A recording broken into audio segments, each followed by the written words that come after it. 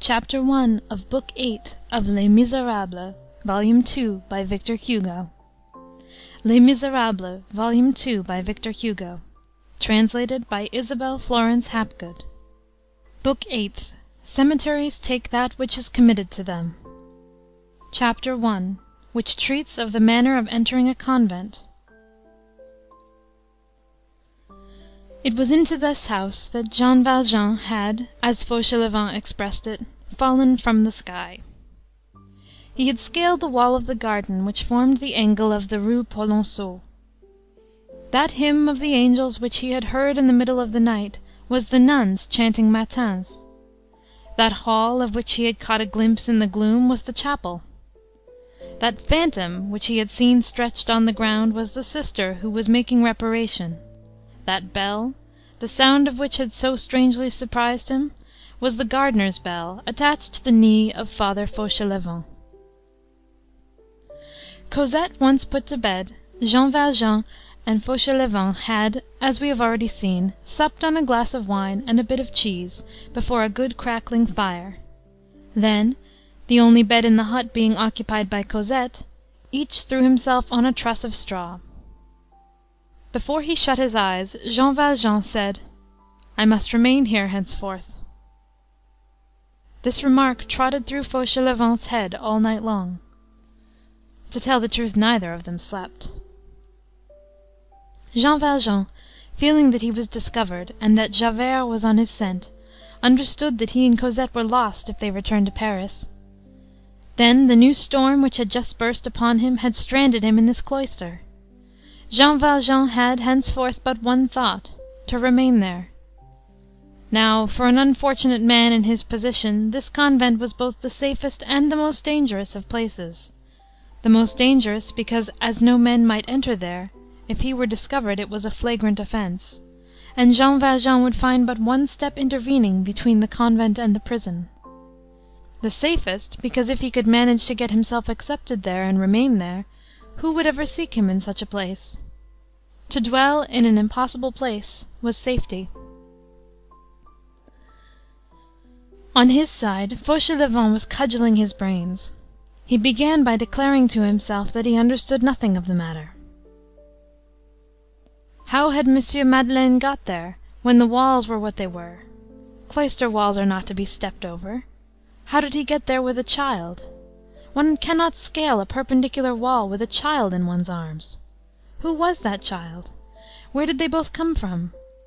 Since Fauchelevent had lived in the convent, he had heard nothing of Monsieur sur M., and he knew nothing of what had taken place there. Father Madeleine had an air which discouraged questions, and besides, Fauchelevent said to himself, "One does not question a saint." Monsieur Madeleine had preserved all his prestige in Fauchelevent's eyes. Only, from some words which Jean Valjean had let fall, the gardener thought he could draw the inference that Monsieur Madeleine had probably become bankrupt through the hard times, and that he was pursued by his creditors, or that he had compromised himself in some political affair and was in hiding, which last did not displease Fauchelevent, who, like many of our peasants of the north, had an old fund of Bonapartism about him. While in hiding, Monsieur Madeleine had selected the convent as a refuge, and it was quite simple that he should wish to remain there. But the inexplicable point, to which Fauchelevent returned constantly and over which he wearied his brain, was that Monsieur Madeleine should be there, and that he should have that little girl with him. Fauchelevent saw them, touched them, spoke to them, and still did not believe it possible. The incomprehensible had just made its entrance into Fauchelevent's hut. Fauchelevent groped about amid conjectures, and could see nothing clearly but this: Monsieur Madeleine saved my life. This certainty alone was sufficient, and decided his course. He said to himself, "It is my turn now." He added in his conscience, "Monsieur Madeleine did not stop to deliberate when it was a question of thrusting himself under the cart for the purpose of dragging me out. He made up his mind to save Monsieur Madeleine." Nevertheless, he put many questions to himself, and made himself divers replies. And what he did for me, would I save him if he were a thief? Just the same. If he were an assassin, would I save him? Just the same. Since he is a saint, shall I save him? Just the same. But what a problem it was to manage to have him remain in the convent! Fauchelevent did not recoil in the face of this almost chimerical undertaking, this poor peasant of Picardy, without any other ladder than his self-devotion, his good-will, and a little of that old rustic cunning, on this occasion enlisted in the service of a generous enterprise, undertook to scale the difficulties of the cloister and the steep escarpments of the rule of Saint Benoît. Father Fauchelevent was an old man who had been an egoist all his life, and who, towards the end of his days, halt, infirm, with no interest left to him in the world, found it sweet to be grateful, and perceiving a generous action to be performed, flung himself upon it like a man who, at the moment when he is dying, should find close to his hand a glass of good wine which he had never tasted, and should swallow it with avidity. We may add that the air which he had breathed for many years in this convent had destroyed all personality in him, and had ended by rendering a good action of some kind absolutely necessary to him. So he took his resolve, to devote himself to Monsieur Madeleine. We have just called him a poor peasant of Picardy. That description is just, but incomplete. At the point of this story which we have now reached, a little of Father Fauchelevent's physiology becomes useful. He was a peasant, but he had been a notary, which added trickery to his cunning, and penetration to his ingenuousness. Having through various causes failed in his business, he had descended to the calling of a carter and a labourer. But in spite of oaths and lashings, which horses seem to require, something of the notary had lingered in him. He had some natural wit, he talked good grammar, he conversed, which is a rare thing in a village, and the other peasants said of him, "He talks almost like a gentleman with a hat." Fauchelevent belonged, in fact, to that species which the impertinent and flippant vocabulary of the last century qualified as demi-bourgeois, demi-lout, and which the metaphors showered by the château upon the thatched cottage ticketed in the pigeon-hole of the plebeian, rather rustic, rather citified, pepper and salt.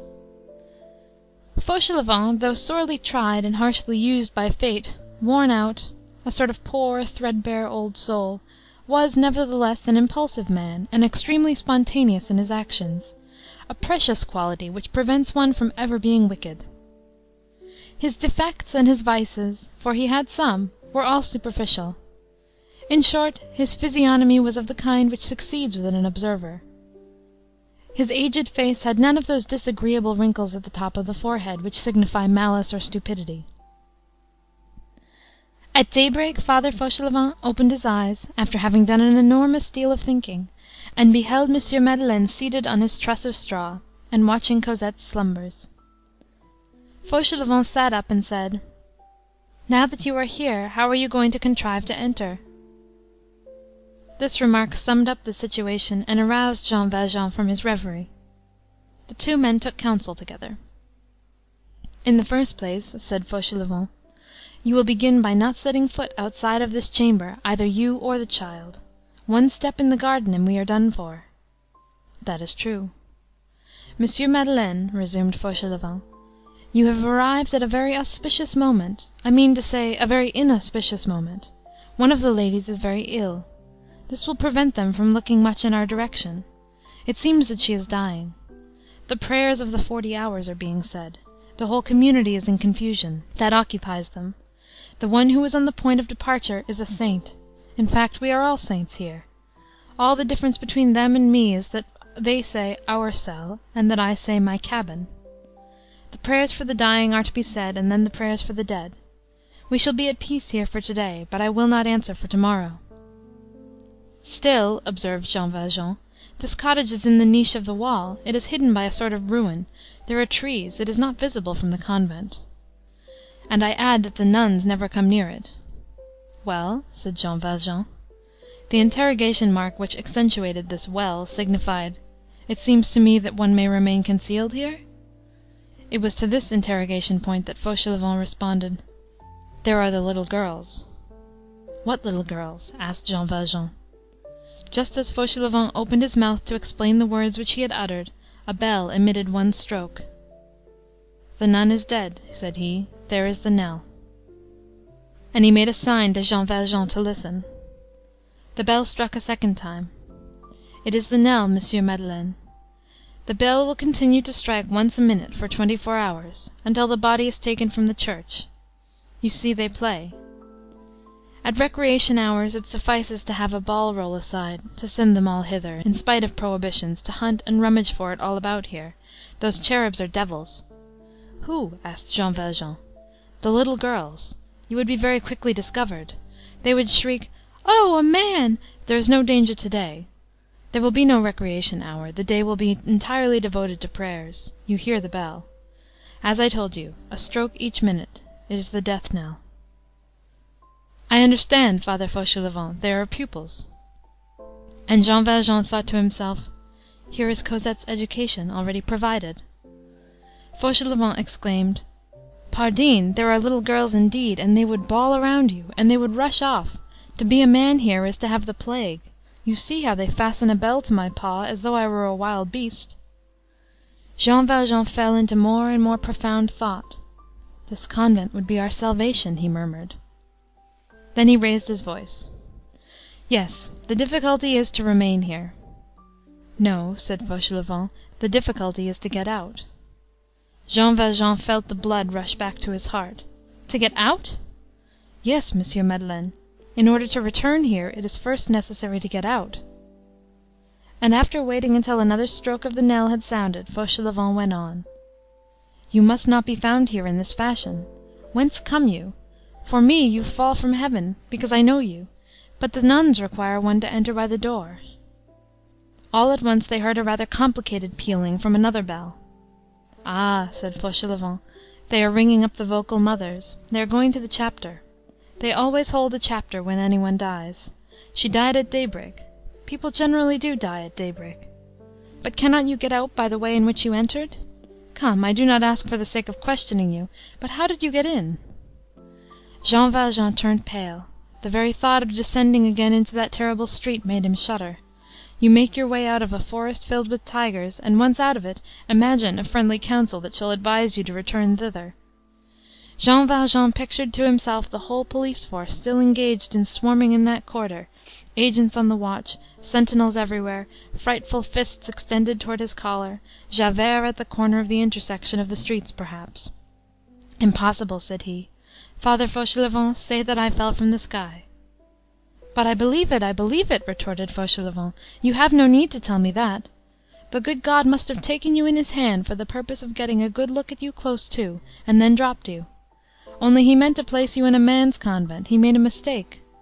Come, there goes another peal. That is to order the porter to go and inform the municipality that the dead doctor is to come here and view a corpse. All that is the ceremony of dying. These good ladies are not at all fond of that visit. A doctor is a man who does not believe in anything. He lifts the veil. Sometimes he lifts something else, too. How quickly they have had the doctor summoned this time! What is the matter? Your little one is still asleep. What is her name?" "Cosette." "She is your daughter? You are her grandfather, that is?" "Yes." "It will be easy enough for her to get out of here. I have my service door which opens on the courtyard. I knock, the porter opens. I have my vintage basket on my back. The child is in it. I go out. Father Fauchelevent goes out with his basket. That is perfectly natural. You will tell the child to keep very quiet. She will be under the cover. I will leave her for whatever time is required with a good old friend, a fruit seller whom I know, in the Rue Chemin-Vert, who is deaf and who has a little bed. I will shout in the fruit seller's ear that she is a niece of mine, and that she is to keep her for me until tomorrow. Then the little one will re-enter with you, for I will contrive to have you re-enter. It must be done. But how will you manage to get out?" Jean Valjean shook his head. "No one must see me. The whole point lies there, Father Fauchelevent. Find some means of getting me out in a basket under cover, like Cosette." Fauchelevent scratched the lobe of his ear with the middle finger of his left hand, a sign of serious embarrassment. A third peal created a diversion. "That is the dead doctor taking his departure," said Fauchelevent. "He has taken a look and said, 'She is dead. That is well.' When the doctor has signed the passport for paradise, the undertaker's company sends a coffin. If it is a mother, the mothers lay her out. If she is a sister, the sisters lay her out. After which I nail her up. That forms a part of my gardener's duty. A gardener is a bit of a grave digger." She is placed in a lower hall of the church which communicates with the street, and into which no man may enter save the doctor of the dead. I don't count the undertaker's men and myself as men. It is in that hall that I nail up the coffin. The undertaker's men come and get it, and whip up coachman. That's the way one goes to heaven. They fetch a box with nothing in it, they take it away again with something in it. That's what a burial is like. De profundis. A horizontal ray of sunshine lightly touched the face of the sleeping Cosette, who lay with her mouth vaguely open, and had the air of an angel drinking in the light. Jean Valjean had fallen to gazing at her.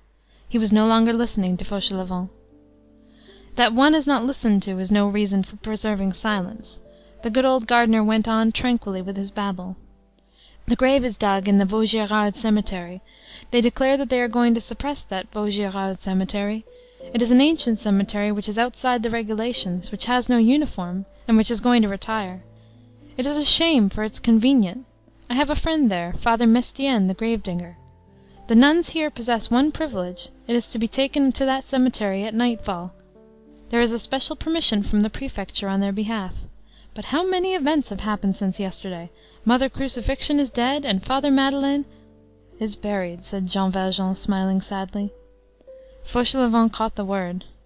Goodness! If you were here for good, it would be a real burial. A fourth peal burst out.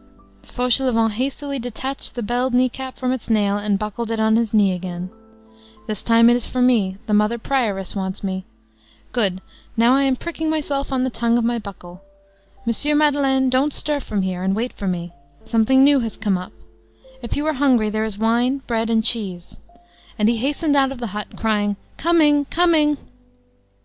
Jean Valjean watched him hurrying across the garden as fast as his crooked leg would permit, casting a sidelong glance by the way on his melon patch. Less than 10 minutes later, Father Fauchelevent, whose bell put the nuns in his road to flight, tapped gently at a door, and a gentle voice replied, Forever, forever. That is to say, Enter. The door was the one leading to the parlor reserved for seeing the gardener on business. This parlor adjoined the chapter hall. The prioress, seated on the only chair in the parlor, was waiting for Fauchelevent.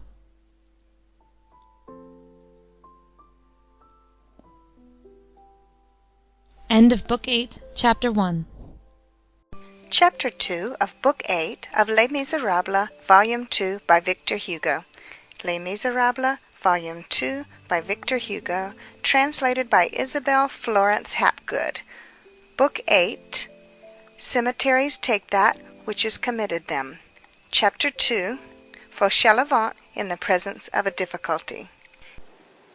It is the peculiarity of certain persons and certain professions, notably priests and nuns, to wear a grave and agitated air on critical occasions. At the moment when Fauchelevent entered, this double form of preoccupation was imprinted on the countenance of the prioress, who was that wise and charming Mademoiselle de Blemeur, Mother Innocent, who was ordinarily cheerful. The gardener made a timid bow and remained at the door of the cell. The prioress, who was telling her beads, raised her eyes and said, "Ah, it is you, Father Fauvent." This abbreviation had been adopted in the convent. Fauchelevent bowed again. "Father Fauvent, I have sent for you." "Here I am, Reverend Mother."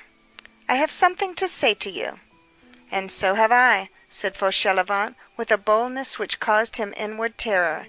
"I have something to say to the very Reverend Mother." The prioress stared at him. "Ah, you have a communication to make to me." "A request." "Very well, speak." Goodman Fauchelevent, the ex-notary, belonged to the category of peasants who have assurance. A certain clever ignorance constitutes a force. You do not distrust it, and you are caught by it.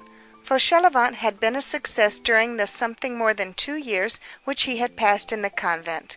Always solitary and busied about his gardening, he had nothing else to do than to indulge his curiosity. As he was at a distance from all those veiled women passing to and fro, he saw before him only an agitation of shadows. By dint of attention and sharpness, he had succeeded in clothing all those phantoms with flesh, and those corpses were alive for him. He was like a deaf man whose sight grows keener, and like a blind man whose hearing becomes more acute. He had applied himself to riddling out the significance of the different peals, and he had succeeded, so that this taciturn and enigmatical cloister possessed no secrets for him. The Sphinx babbled all her secrets in his ear. Fauchelevent knew all and concealed all that constituted his art. The whole convent thought him stupid, a great merit in religion. The vocal mothers made much of Fauchelevent. He was a curious mute. He inspired confidence. Moreover, he was regular, and never went out except for well-demonstrated requirements of the orchard and vegetable garden. This discretion of conduct had inured to his credit. None the less, he had set 2 men to chattering. The porter in the convent, and he knew the singularities of their parlour, and the grave-digger at the cemetery, and he was acquainted with the peculiarities of their sepulture. In this way he possessed a double light on the subject of these nuns, one as to their life, the other as to their death. But he did not abuse his knowledge. The congregation thought a great deal of him. Old, lame, blind to everything, probably a little deaf into the bargain, what qualities! They would have found it difficult to replace him. The goodman, with the assurance of a person who feels that he is appreciated, entered into a rather diffuse and very deep rustic harangue to the reverend prioress. He talked a long time about his age, his infirmities, the surcharge of years counting double for him henceforth, of the increasing demands of his work, and of the great size of the garden, of nights which must be passed, like the last, for instance, when he had been obliged to put straw mats over the melon beds because of the moon, and he wound up as follows: that he had a brother. The prioress made a movement, a brother no longer young, a second movement on the part of the prioress, but one expressive of reassurance. That if he might be permitted, this brother would come and live with him and help him, that he was an excellent gardener, that the community would receive from him good service, better than his own, that otherwise, if his brother were not admitted, as he, the elder, felt that his health was broken, and that he was insufficient for the work, he should be obliged, greatly to his regret, to go away, and that his brother had a little daughter whom he would bring with him, who might be reared for God in the house, and who might, who knows, become a nun some day. When he had finished speaking, the prioress stayed the slipping of her rosary between her fingers, and said to him, "Could you procure a stout iron bar between now and this evening?" "For what purpose?" "To serve as a lever." "Yes, reverend mother," replied Fauchelevent. The prioress, without adding a word, rose and entered the adjoining room, which was the hall of the chapter, and where the vocal mothers were probably assembled. Fauchelevent was left alone. End of Book 8, Chapter 2 of Les Misérables by Victor Hugo. Chapter 3 of Book 8 of Les Misérables, Volume 2 by Victor Hugo. Les Misérables, Volume 2 by Victor Hugo. Translated by Isabel Florence Hapgood. Book 8, The Wicked Poor Man. Chapter 3, Mother Innocent. About a quarter of an hour elapsed. The prioress returned and seated herself once more on her chair. The 2 interlocutors seemed preoccupied. We will present a stenographic report of the dialogue which then ensued, to the best of our ability. Father Fauvent! Reverend Mother! Do you know the chapel? I have a little cage there, where I hear the mass in the offices. And you have been in the choir in pursuance of your duties? 2 or 3 times. There is a stone to be raised. Heavy? The slab of the pavement which is at the side of the altar. The slab which closes the vault? Yes. It would be a good thing to have 2 men for it. Mother Ascension, who is as strong as a man, will help you. A woman is never a man. We have only women here to help you. Each one does what he can.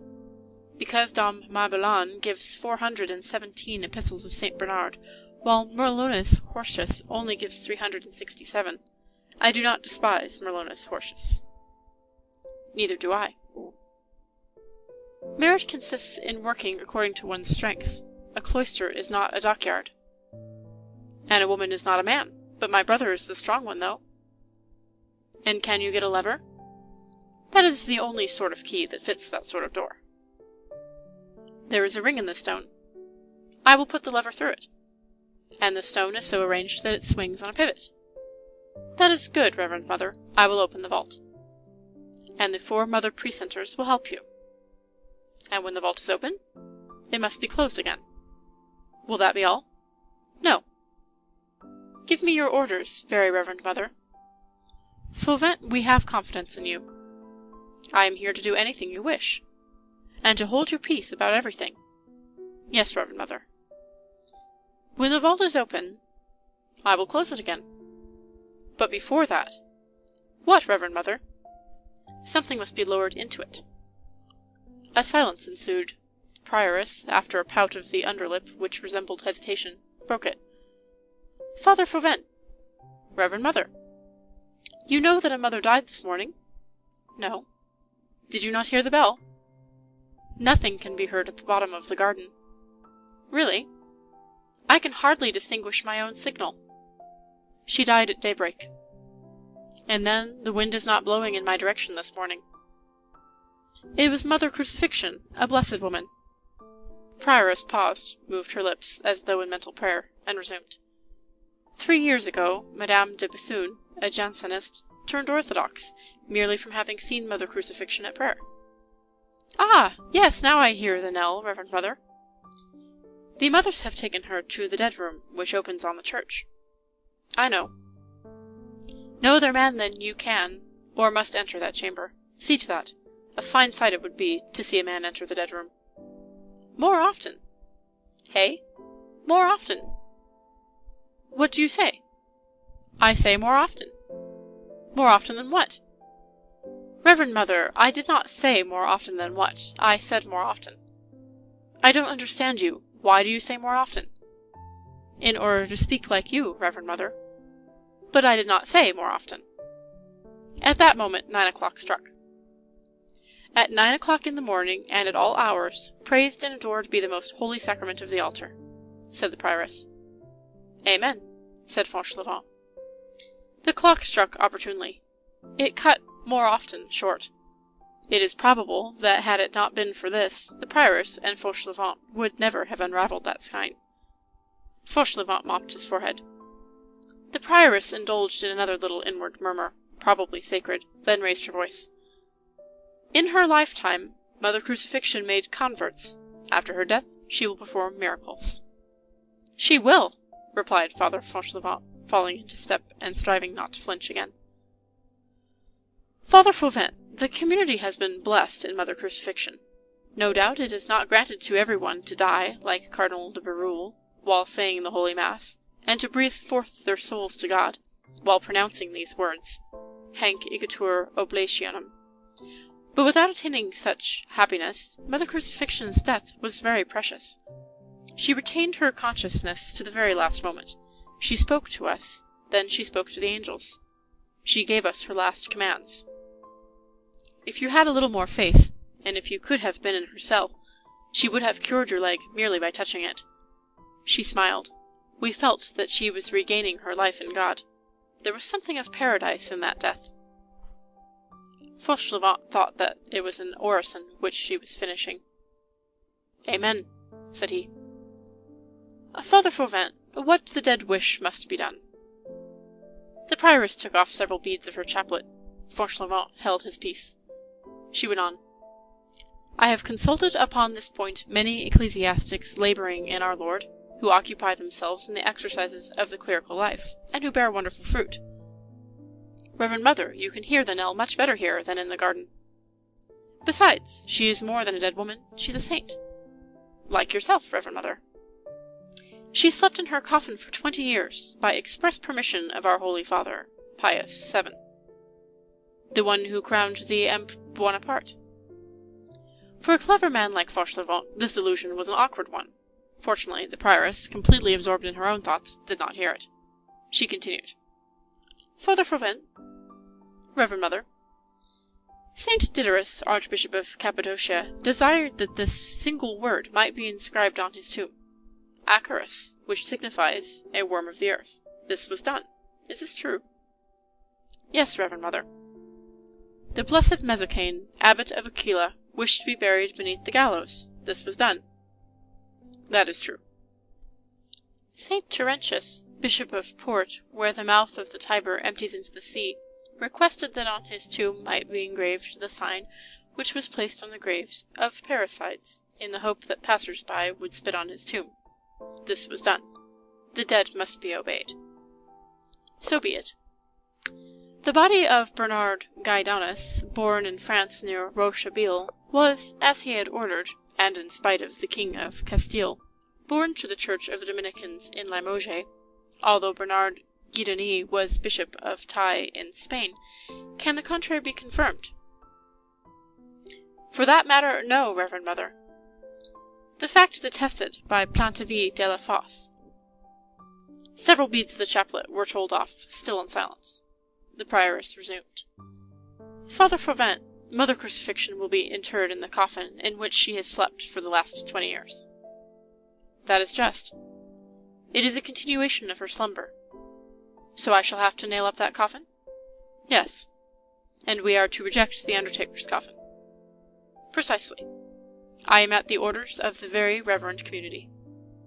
The 4 mother precentors will assist you. In nailing up the coffin, I do not need them. No, in lowering the coffin. Where? Into the vault. What vault? Under the altar. Fauchelevent started. The vault under the altar? Under the altar. But you will have an iron bar. Yes, but you will raise the stone with the bar by means of the ring. But the dead must be obeyed, to be buried in the vault under the altar of the chapel, not to go to profane earth, to remain there in death where she prayed while living. Such was the last wish of Mother Crucifixion.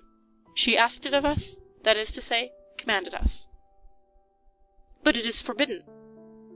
Forbidden by men, enjoined by God. What if it became known? We have confidence in you. Oh, I am a stone in your walls.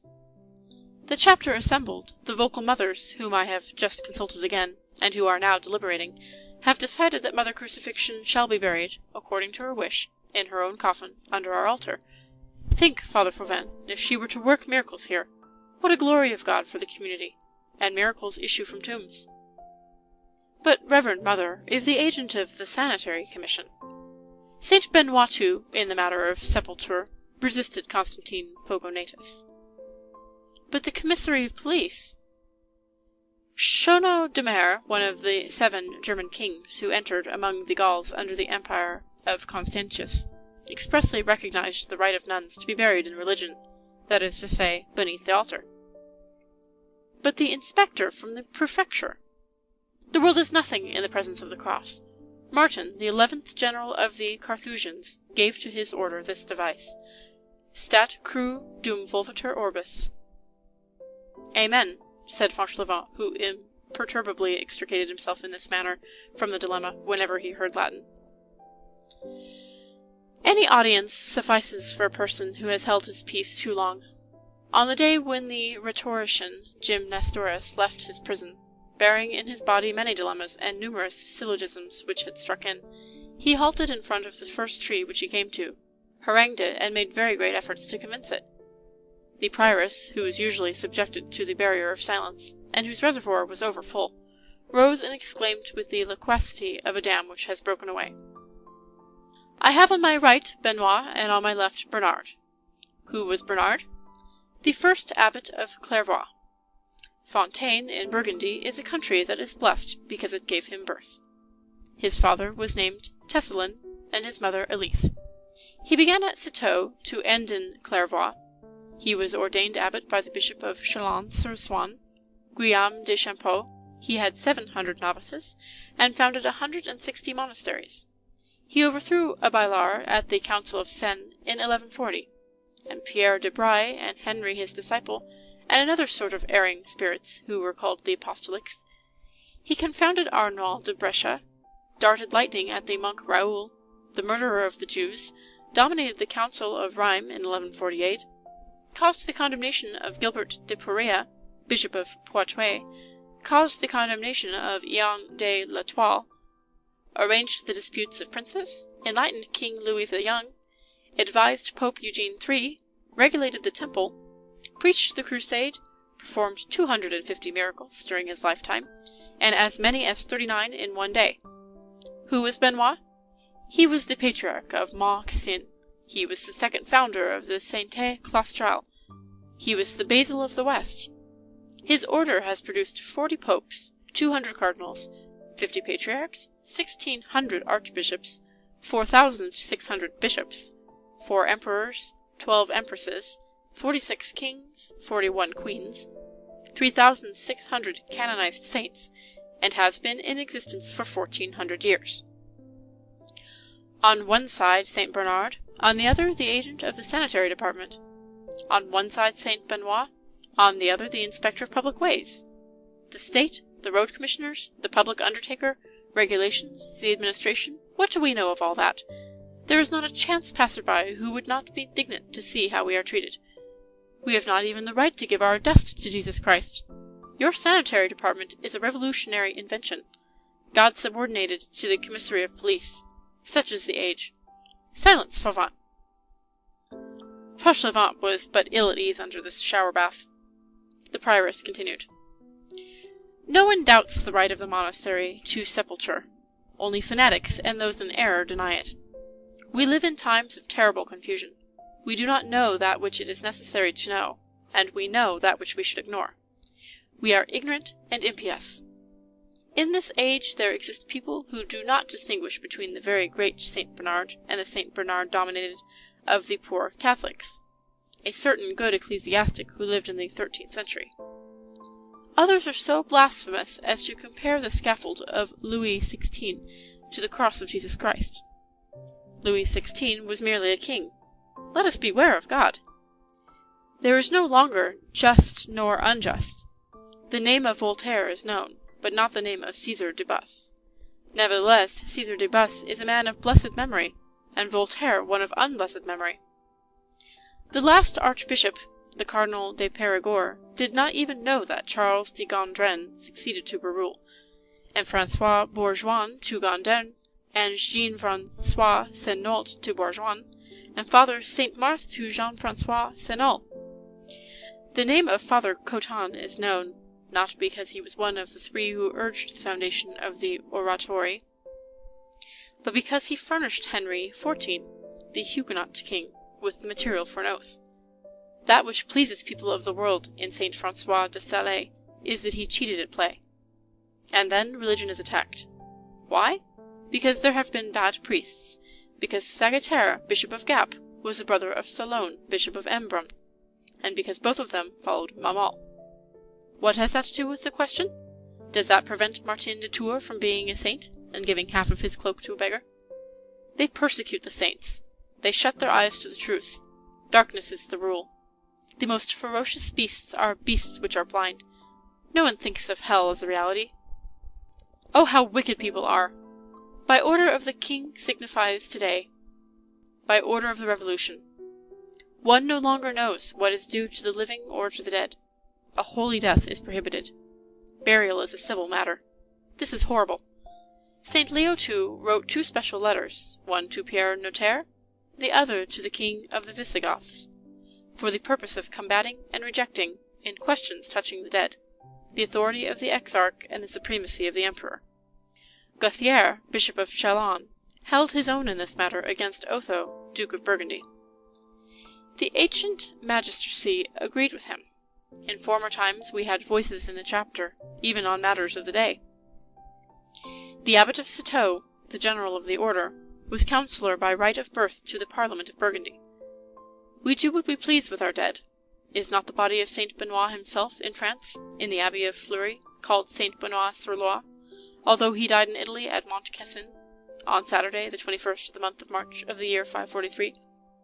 All this is incontestable. I abhor psalm-singers, I hate priors, I execrate heretics, but I should detest yet more anyone who should maintain the contrary.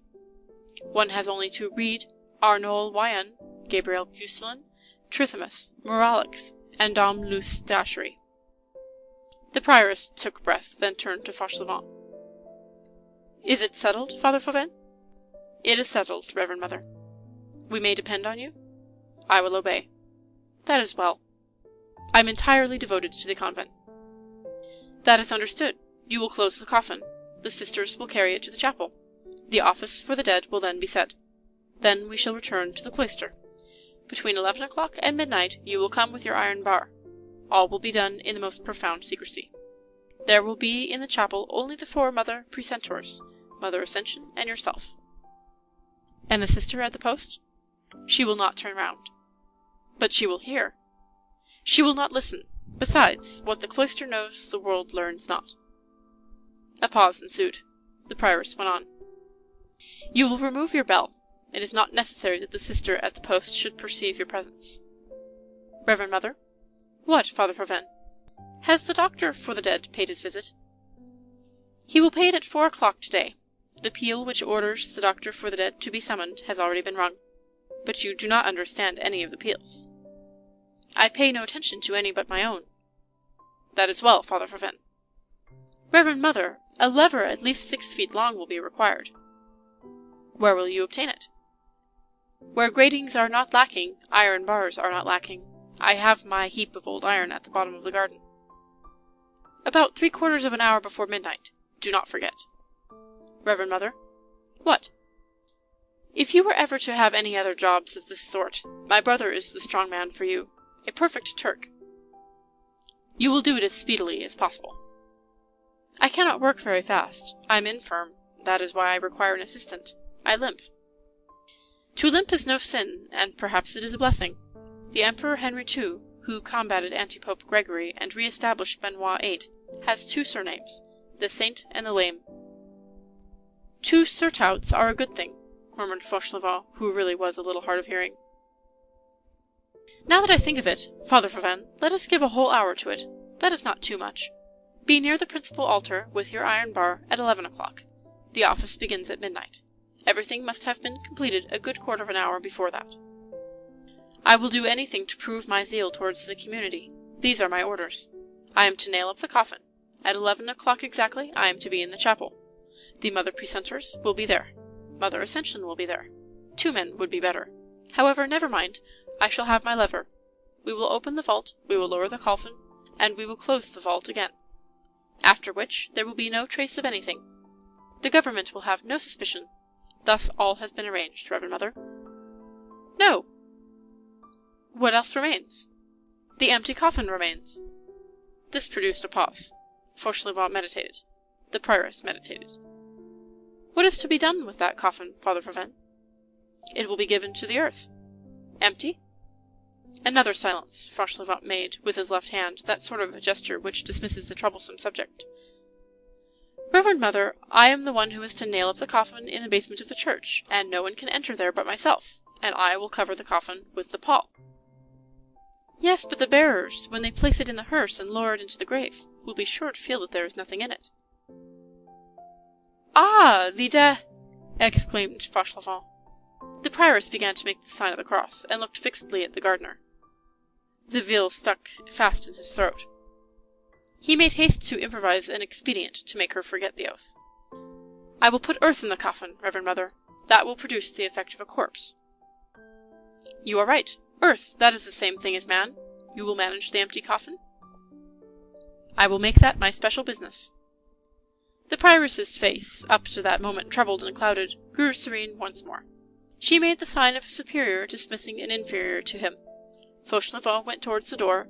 As he was on the point of passing out, the prioress raised her voice gently. I am pleased with you, Father Fauvent. Bring your brother to me tomorrow, after the burial, and tell him to fetch his daughter. End of Book 8, Chapter 3.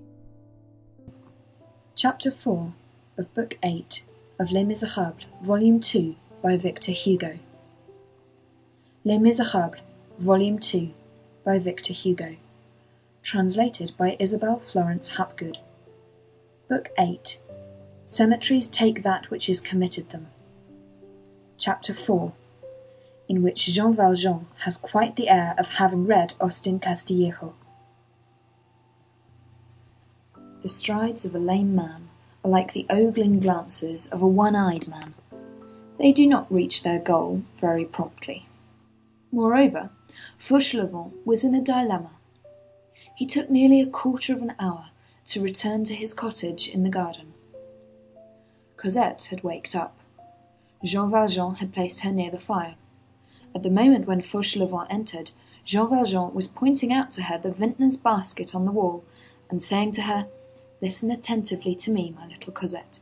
We must go away from this house, but we shall return to it, and we shall be very happy here. The good man who lives here is going to carry you off on his back in that. You will wait for me at a lady's house. I shall come to fetch you. Obey, and say nothing, above all things, unless you want Madame Thénardier to get you again." Cosette nodded gravely. Jean Valjean turned round at the noise made by Fauchelevent opening the door. "Well, everything is arranged, and nothing is," said Fauchelevent. "I have permission to bring you in, but before bringing you in, you must be got out. That's where the difficulty lies. It is easy enough with the child. You will carry her out, and she will hold her tongue? I answer for that. But you, Father Madeleine." And after a silence, fraught with anxiety, Fauchelevent exclaimed, "Why, get out as you came in." Jean Valjean, as in the first instance, contented himself with saying, "Impossible." Fauchelevent grumbled, more to himself than to Jean Valjean. "There is another thing which bothers me. I have said that I would put earth in it. When I come to think it over, the earth instead of the corpse will not seem like the real thing. It won't do. It will get displaced, it will move about. The men will bear it. You understand, Father Madeleine, the government will notice it." Jean Valjean stared him straight in the eye and thought that he was raving. Fauchelevent went on, "How the deuce are you going to get out? It must all be done by tomorrow morning. It is tomorrow that I am to bring you in. The prioress expects you."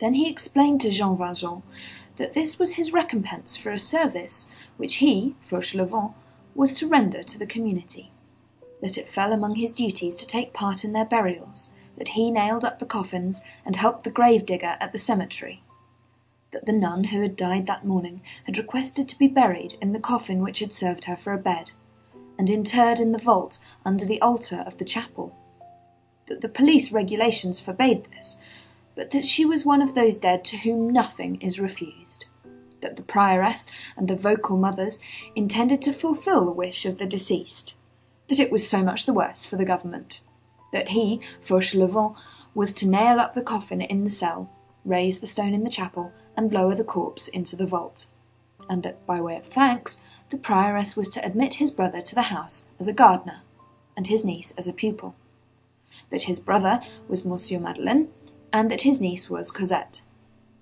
that the prioress had told him to bring his brother on the following evening, after the counterfeit interment in the cemetery, but that he could not bring Monsieur Madeleine in from the outside if Monsieur Madeleine was not outside. That was the first problem. And then that there was another, the empty coffin. "What is that empty coffin?" asked Jean Valjean. Fauchelevent replied, "The coffin of the administration." "What coffin? What administration?" "A nun dies. The municipal doctor comes and says a nun has died. The government sends a coffin. The next day it sends a hearse and undertaker's men to get the coffin and carry it to the cemetery. The undertaker's men will come and lift the coffin. There will be nothing in it." "Put something in it."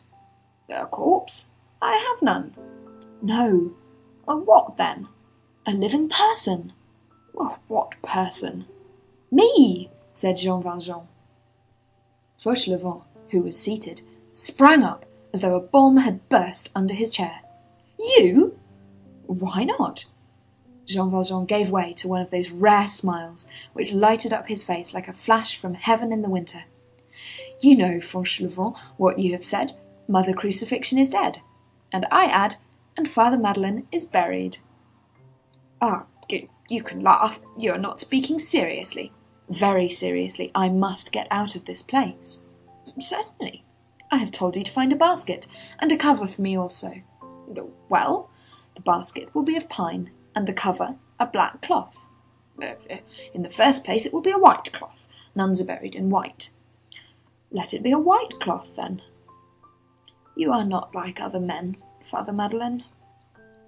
to behold such devices, which are nothing else than the savage and daring inventions of the galleys, spring forth from the peaceable things which surrounded him, and mingle with what he called the petty course of life in the convent, caused Fauchelevent as much amazement as a gull fishing in the gutter of the Rue Saint-Denis would inspire in a passer-by.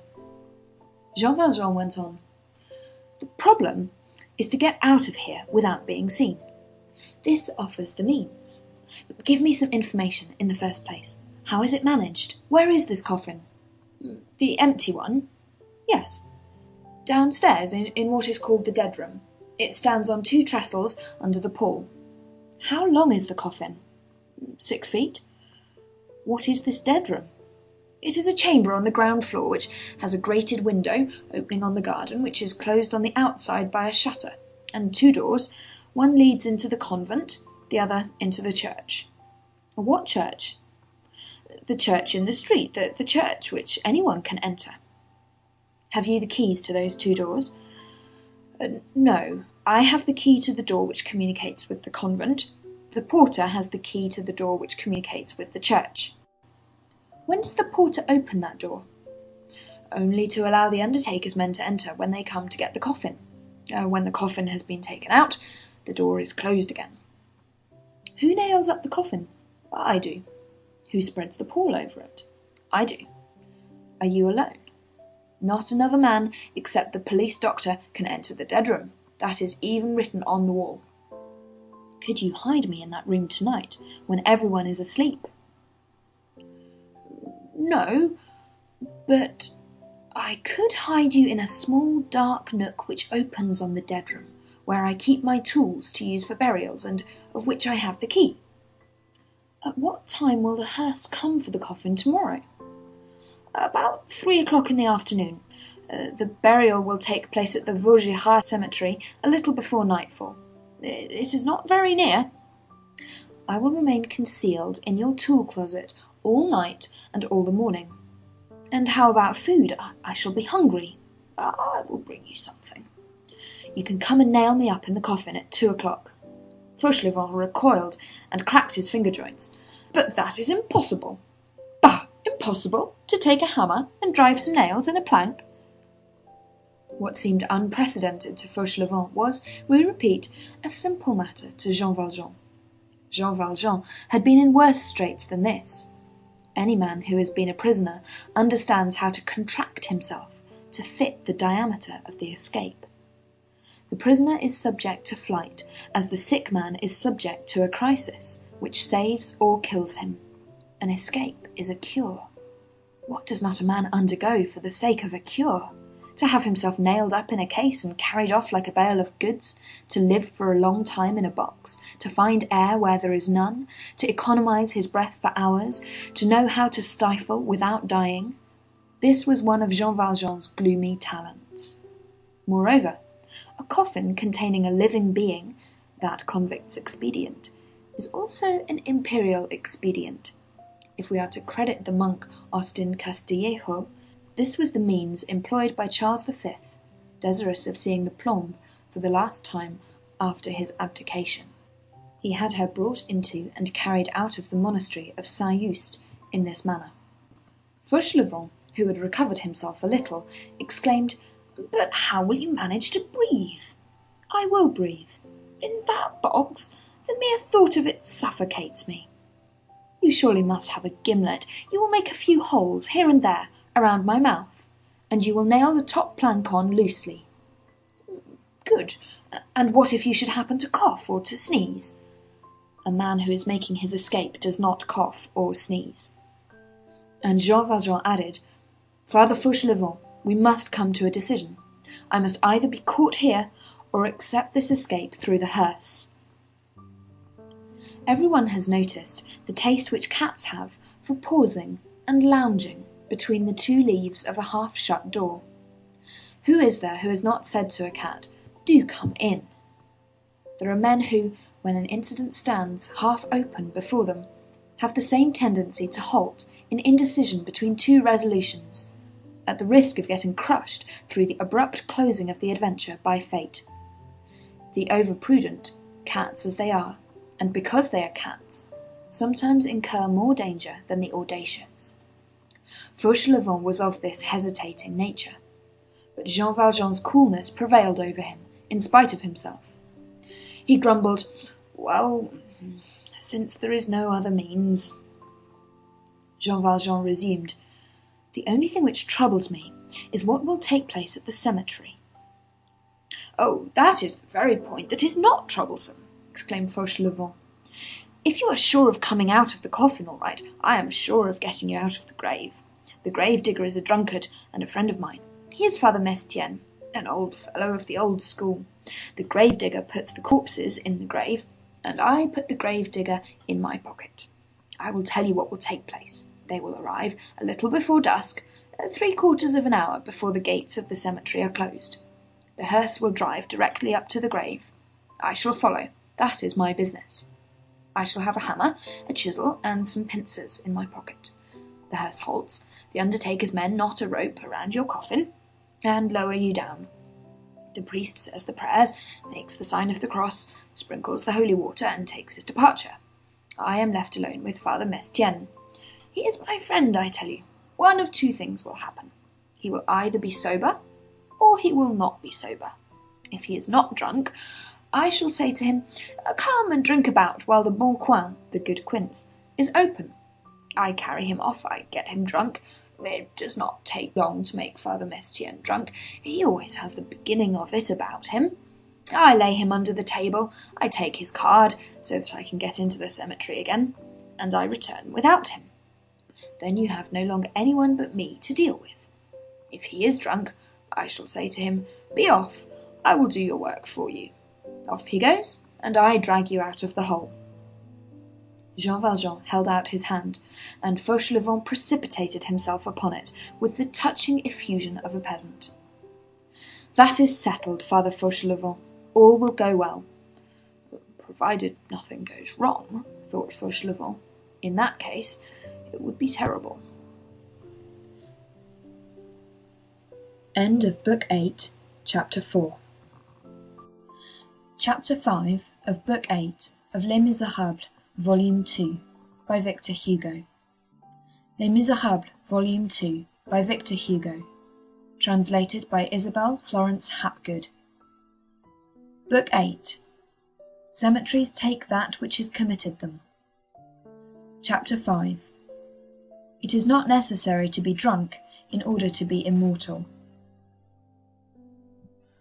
On the following day, as the sun was declining, the very rare passers-by on the Boulevard du Maine pulled off their hats to an old-fashioned hearse, ornamented with skulls, crossbones, and tears. This hearse contained a coffin, covered with a white cloth, over which spread a large black cross, like a huge corpse with drooping arms. A mourning coach, in which could be seen a priest in his surplice and a choir-boy in his red cap, followed. 2 undertakers' men in grey uniforms trimmed with black walked on the right and the left of the hearse. Behind it came an old man in the garments of a labourer, who limped along. The procession was going in the direction of the Vaugirard cemetery. The handle of a hammer, the blade of a cold chisel, and the antennae of a pair of pincers were visible, protruding from the man's pocket. The Vaugirard cemetery formed an exception among the cemeteries of Paris. It had its peculiar usages, just as it had its carriage entrance and its house door, which old people in the quarter, who clung tenaciously to ancient words, still called the Porte Cavalière and the Porte Piétonne. The Bernardine Benedictine of the Rue Petit Picpus had obtained permission, as we have already stated, to be buried there in a corner apart and at night, the plot of land having formerly belonged to their community. The grave diggers being thus bound to service in the evening in summer and at night in winter in this cemetery, they were subjected to a special discipline. The gates of the Paris cemeteries closed, at that epoch, at sundown, and this being a municipal regulation, the Vaugirard cemetery was bound by it like the rest. The carriage gate and the house door were 2 contiguous grated gates, adjoining a pavilion built by the architect Perronnet, and inhabited by the doorkeeper of the cemetery. These gates, therefore, swung inexorably on their hinges at the instant when the sun disappeared behind the dome of the Invalides. If any gravedigger were delayed after that moment in the cemetery, there was but one way for him to get out: his gravedigger's card, furnished by the Department of Public Funerals. A sort of letterbox was constructed in the porter's window. The gravedigger dropped his card into this box. The porter heard it fall, pulled the rope, and the small door opened. If the man had not his card, he mentioned his name. The porter, who was sometimes in bed and asleep, rose, came out, and identified the man, and opened the gate with his key. The gravedigger stepped out, but had to pay a fine of 15 francs. This cemetery, with its peculiarities outside the regulations, embarrassed the symmetry of the administration. It was suppressed a little later than 1830. The cemetery of Montparnasse, called the Eastern Cemetery, succeeded to it, and inherited that famous dram shop next to the Vaugirard Cemetery, which was surmounted by a quince painted on a board, and which formed an angle, one side on the drinkers' tables, and the other on the tombs, with this sign, Au Bon Coin. The Vaugirard Cemetery was what may be called a faded cemetery. It was falling into disuse. Dampness was invading it. The flowers were deserting it. The bourgeois did not care much about being buried in the Vaugirard. It hinted at poverty. Père Lachaise, if you please. To be buried in Père Lachaise is equivalent to having furniture of mahogany. It is recognized as elegant. The Vaugirard Cemetery was a venerable enclosure, planted like an old-fashioned French garden. Straight alleys, box, thuya trees, holly, ancient tombs beneath aged cypress trees, and very tall grass. In the evening it was tragic there. There were very lugubrious lines about it. The sun had not yet set when the hearse with the white pall and the black cross entered the avenue of the Vaugirard Cemetery. The lame man who followed it was no other than Fauchelevent. The interment of Mother Crucifixion in the vault under the altar, the exit of Cosette, the introduction of Jean Valjean into the dead room, all had been executed without difficulty, and there had been no hitch. Let us remark in passing that the burial of Mother Crucifixion under the altar of the convent is a perfectly venial offence in our sight. It is one of the faults which resemble a duty. The nuns had committed it not only without difficulty, but even with the applause of their own consciences.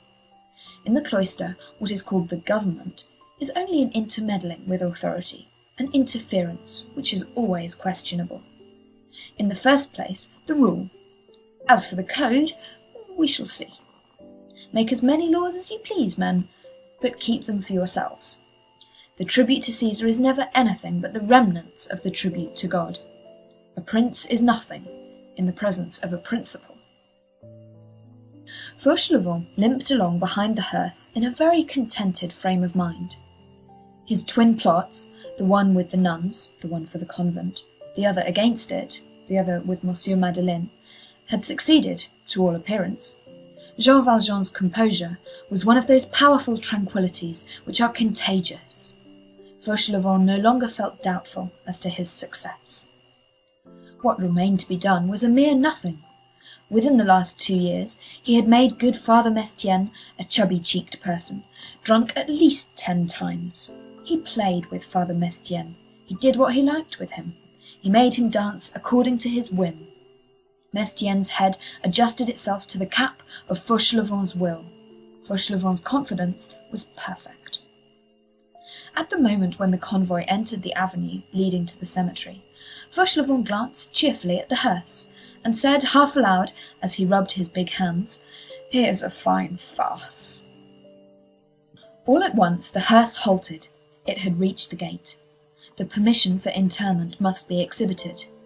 The undertaker's man addressed himself to the porter of the cemetery. During this colloquy, which always is productive of a delay of from 1 to 2 minutes, someone, a stranger, came and placed himself behind the hearse, beside Fauchelevent. He was a sort of labouring man. who wore a waistcoat with large pockets and carried a mattock under his arm. Fauchelevent surveyed this stranger. "Who are you?" he demanded. The man replied, "The grave digger." If a man could survive the blow of a cannonball full in the breast, he would make the same face that Fauchelevent made. "The grave digger?" "Yes." "You?" "I." "Father Mestienne is the grave digger?" "He was." "What? He was?" "He is dead." Fauchelevent had expected anything but this, that a grave digger could die. It is true, nevertheless, that grave diggers do die themselves. By dint of excavating graves for other people, one hollows out one's own. Fauchelevent stood there with his mouth wide open. He had hardly the strength to stammer, "But it is not possible." "It is so." "But," he persisted feebly, "Father Mestienne is the grave digger."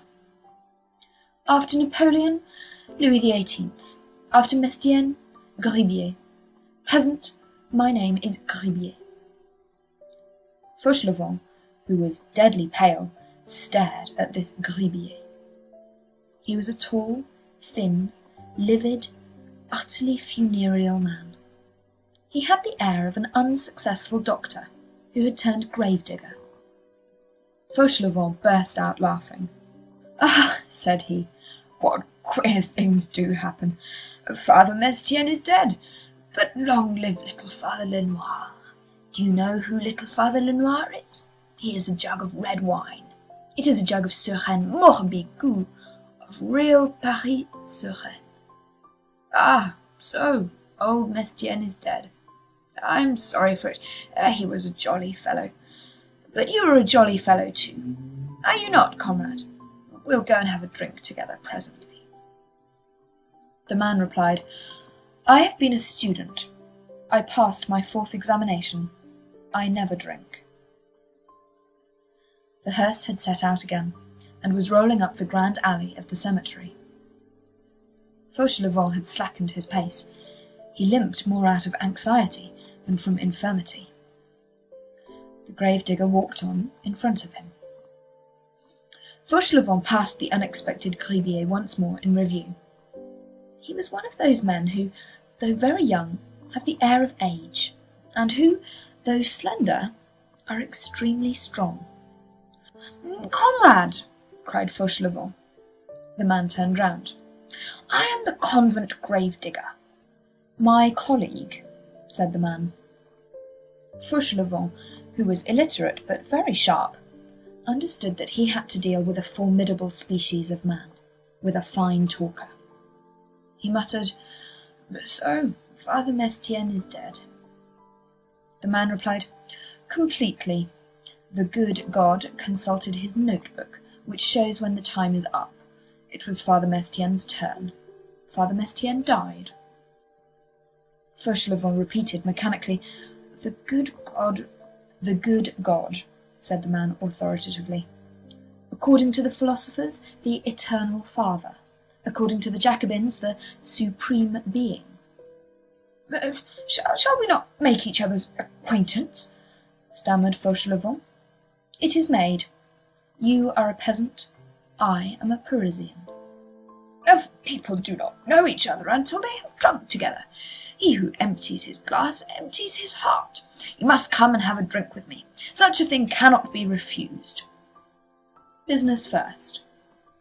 Fauchelevent thought, "I am lost." They were only a few turns of the wheel distant from the small alley leading to the nuns' corner.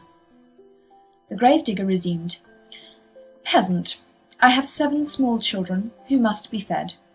As they must eat, I cannot drink." And he added, with the satisfaction of a serious man who is turning a phrase well, "Their hunger is the enemy of my thirst." The hearse skirted a clump of cypress trees, quitted the grand alley, turned into a narrow one, entered the wasteland, and plunged into a thicket. This indicated the immediate proximity of the place of sepulture. Fauchelevent slackened his pace, but he could not detain the hearse. Fortunately, the soil, which was light and wet with the winter rains, clogged the wheels and retarded its speed. He approached the gravedigger. "They have such a nice little Argenteuil wine," murmured Fauchelevent. "Villager," retorted the man, "I ought not to be a gravedigger. My father was a porter at the Prytaneum (town hall). He destined me for literature, but he had reverses, he had losses on 'Change. I was obliged to renounce the profession of author, but I am still a public writer." "So you are not a gravedigger, then?" returned Fauchelevent, clutching at this branch, feeble as it was. "The one does not hinder the other. I accumulate." Fauchelevent did not understand this last word. "Come have a drink," said he.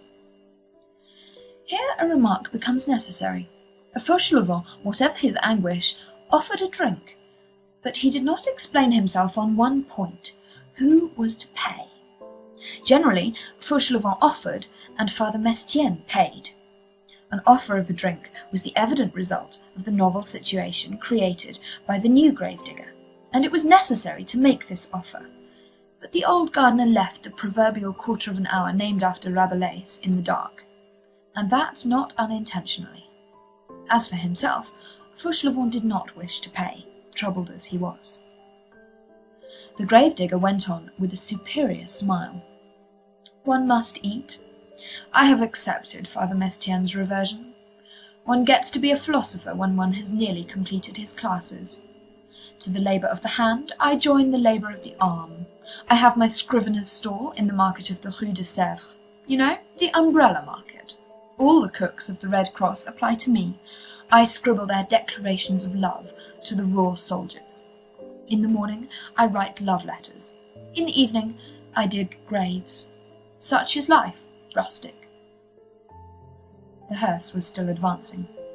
Fauchelevent, uneasy to the last degree, was gazing about him on all sides. Great drops of perspiration trickled down from his brow.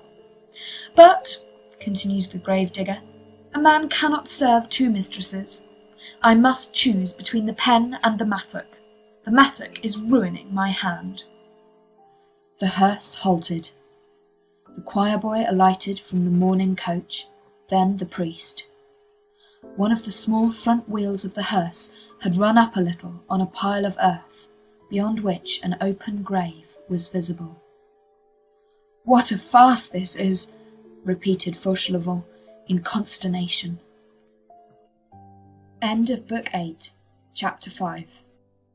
Chapter 6 of Book 8 of Les Misérables, Volume 2, by Victor Hugo. Les Misérables, Volume 2, by Victor Hugo. Translated by Isabel Florence Hapgood. Book 8. Cemeteries take that which is committed them. Chapter 6. Between four planks. Who was in the coffin? The reader knows. Jean Valjean. Jean Valjean had arranged things so that he could exist there, and he could almost breathe. It is a strange thing to what a degree security of conscience confers security of the rest. Every combination thought out by Jean Valjean had been progressing, and progressing favourably, since the preceding day. He, like Fauchelevent, counted on Father Mestienne.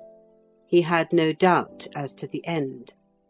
Never was there a more critical situation, never more complete composure. The four planks of the coffin breathe out a kind of terrible peace. It seemed as though something of the repose of the dead entered into Jean Valjean's tranquillity. From the depths of that coffin he had been able to follow, and he had followed, all the phases of the terrible drama which he was playing with death. Shortly after Fauchelevent had finished nailing on the upper plank, Jean Valjean had felt himself carried out, then driven off. He knew, from the diminution in the jolting, when they left the pavements and reached the earth road. He had divined, from a dull noise, that they were crossing the bridge of Austerlitz. At the first halt, He had understood that they were entering the cemetery. At the second halt, he said to himself, "Here is the grave." Suddenly he felt hands seize the coffin, then a harsh grating against the planks. He explained it to himself as the rope which was being fastened round the casket in order to lower it into the cavity. Then he experienced a giddiness. The undertaker's man and the gravedigger had probably allowed the coffin to lose its balance, and had lowered the head before the foot. He recovered himself fully when he felt himself horizontal and motionless. He had just touched the bottom. He had a certain sensation of cold. A voice rose above him, glacial and solemn. He heard Latin words which he did not understand pass over him so slowly that he was able to catch them one by one. Qui dormiunt in terre pulvere, e vigilabunt, alii in vitam aeternam, et alii in opprobrium, ut videant semper. A child's voice said, De profundis. The grave voice began again, Requiem aeternam dona ei, Domine. The child's voice responded, Et lux perpetua luceat ei. He heard something like the gentle patter of several drops of rain on the plank which covered him. It was probably the holy water. He thought, this will be over soon now. Patience for a little while longer. The priest will take his departure. Fauchelevent will take Mestienne off to drink. I shall be left. Then Fauchelevent will return alone, and I shall get out. That will be the work of a good hour. The grave voice resumed, Requiescat in pace. And the child's voice said, Amen. Jean Valjean strained his ears and heard something like retreating footsteps. There, they are going now, thought he. I am alone. All at once he heard over his head a sound which seemed to him to be a clap of thunder. It was a shovelful of earth falling on the coffin. A second shovelful fell. One of the holes through which he breathed had just been stopped up. A third shovelful of earth fell. Then a fourth. There are things which are too strong for the strongest man. Jean Valjean lost consciousness. End of Book 8, Chapter 6. Chapter 7 of Book 8 of Les Misérables, Volume 2, by Victor Hugo. Les Misérables, Volume 2, by Victor Hugo, translated by Isabel Florence Hapgood. Book 8. Cemeteries take that which is committed them. Chapter 7, in which will be found the origin of the saying, Don't lose the card. This is what had taken place above the coffin in which lay Jean Valjean. When the hearse had driven off, when the priest and the choir-boy had entered the carriage again and taken their departure, Fauchelevent, who had not taken his eyes from the gravedigger, saw the latter bend over and grasp his shovel, which was sticking upright in the heap of dirt. Then Fauchelevent took a supreme resolve. He placed himself between the grave and the gravedigger, crossed his arms, and said, I am the one to pay. The gravedigger stared at him in amazement, and replied, What's that, peasant? Fauchelevent repeated, I am the one who pays. What? For the wine. What wine? That Argenteuil wine. Where is the Argenteuil? At the Bon Coin. Go to the devil, said the gravedigger. And he flung a shovelful of earth on the coffin. The coffin gave back a hollow sound. Fauchelevent felt himself stagger and on the point of falling headlong into the grave himself. He shouted in a voice in which the strangling sound of the death rattle began to mingle. "Comrade, before the Bon Coing is shut!" The grave digger took some more earth on his shovel. Fauchelevent continued, "I will pay," and he seized the man's arm. "Listen to me, comrade. I am the convent grave digger. I have come to help you. It is a business which can be performed at night. Let us begin, then, by going for a drink."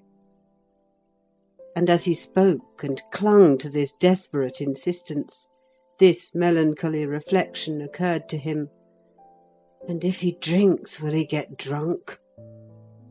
"Provincial," said the man, "if you positively insist upon it, I consent. We will drink after work, never before." And he flourished his shovel briskly. Fauchelevent held him back. "It is Argenteuil wine at 6." "Oh, come," said the grave digger, "you are a bell ringer. Ding dong, ding dong. That's all you know how to say. Go hang yourself." And he threw in a second shovelful. Fauchelevent had reached a point where he no longer knew what he was saying. "Come along and drink," he cried, "since it is I who pays the bill." "When we have put the child to bed," said the grave digger. He flung in a third shovelful. Then he thrust his shovel into the earth and added, "It's cold to-night, you see, and the corpse would shriek out after us if we were to plant her there without a coverlet." At that moment, as he loaded his shovel, the grave digger bent over, and the pocket of his waistcoat gaped. Fauchelevent's wild gaze fell mechanically into that pocket, and there it stopped. The sun was not yet hidden behind the horizon. There was still light enough to enable him to distinguish something white at the bottom of that yawning pocket. The sum total of lightning that the eye of a Picard peasant can contain traversed Fauchelevent's pupils. An idea had just occurred to him. He thrust his hand into the pocket from behind, without the grave digger, who was wholly absorbed in his shovelful of earth, observing it, and pulled out the white object which lay at the bottom of it. The man sent a fourth shovelful tumbling into the grave. Just as he turned round to get the fifth, Fauchelevent looked calmly at him and said, "By the way, you new man, have you your card?" The grave digger paused. "What card?" "The sun is on the point of setting." "That's good. It's going to put on its nightcap." "The gate of the cemetery will close immediately." "Well, what then?" "Have you your card?" "Ah, my card," said the grave digger, and he fumbled in his pocket. Having searched one pocket, he proceeded to search the other. He passed on to his fobs, explored the first, returned to the second. "Why, no," said he, "I have not my card. I must have forgotten it." 15 francs fine," said Fauchelevent. The grave digger turned green. Green is the pallor of livid people.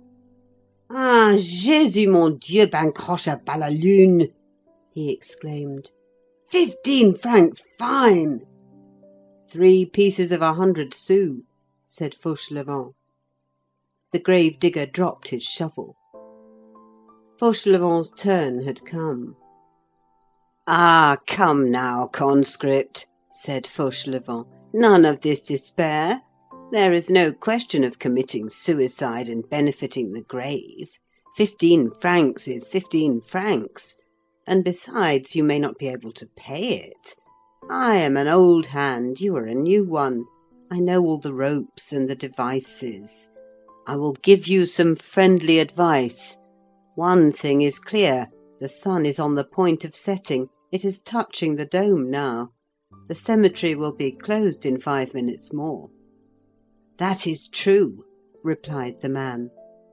5 minutes more, and you will not have time to fill the grave, it is as hollow as the devil, this grave, and to reach the gate in season to pass it before it is shut.